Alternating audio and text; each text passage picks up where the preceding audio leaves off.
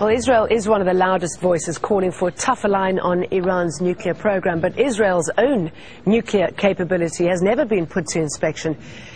Even so, this is what is known. Israel has 2 nuclear research centers at Dimona and Soreq. Latest estimates suggest Israel's produced at least 118 warheads with weapons-grade plutonium. The Jericho ballistic missiles are capable of carrying such weapons. The Jericho One, which is now obsolete, had a range of 500 kilometers and could carry a 20 kiloton nuclear warhead. It's 20 times more powerful than the US bomb dropped on Hiroshima in 1945. The Jericho 2 has a range of 1,500 kilometers. It could just reach Iran and is believed to be able to carry a 1 megaton nuclear bomb. That's 1,000 times more powerful than the Hiroshima bomb. And it's thought a Jericho 3 is now being developed, able to travel around 5,000 kilometers, bringing all of Iran and Europe into its range. Nicole Johnston has more. In southern Israel, the Negev desert unfolds all the way to the sea. 13,000 square kilometers of tough terrain. Out here in the middle of the baking desert is probably the perfect place for Israel to put something that it doesn't want the rest of the world to know about, and it certainly doesn't want the rest of the world to see. And that something is the Nuclear Research Center Negev, also called Dimona. Shrouded in secrecy, this facility is closed to inspectors from the International Atomic Energy Agency, and that's because Israel has never signed the Nuclear Non-Proliferation Treaty.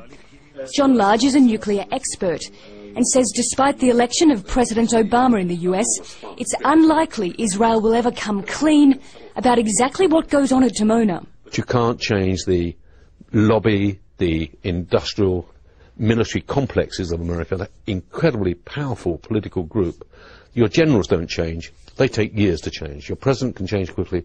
Generals take years to change. And it's the generals who need this. But do Israelis think they need it? And would they be willing to give it up for a nuclear-free Middle East? We went to the city of Dimona, around 10 kilometres from the nuclear facility. Here the people we spoke to support the country's nuclear research program. But we asked them, given the official silence surrounding it, if they'd like to know more about it. No, I don't want to know what I have in Israel, but I have to know that I have a strong Israel. It's very good for me. Amir Beton's mother worked at the Dimona plant, and he sees no reason for Israel to join the Nuclear Non-Proliferation Treaty or to allow IAEA inspectors into the country. If it's come all the inspectors over there, all the country can see what you have over there. It's not good. But not everyone we met was content to stay in the dark about Dimona. I think some more information about it would be good. I think it'll be progressive. I think it'll be very essential if we get a little more information. That way we can know what we're dealing with. Israel maintains an official policy of ambiguity, neither admitting or denying it has nuclear weapons. The work at the Dimona facility is secret and its employees silent. Analysts say Israel is not developing its nuclear program on its own. So clearly to maintain and develop its nuclear weapons and its missile and delivery system requires overseas help. And that overseas help, although it's clandestine, clearly has some sort of state assurance behind it. The city of Dimona is as close as you'll get to Israel's research centre.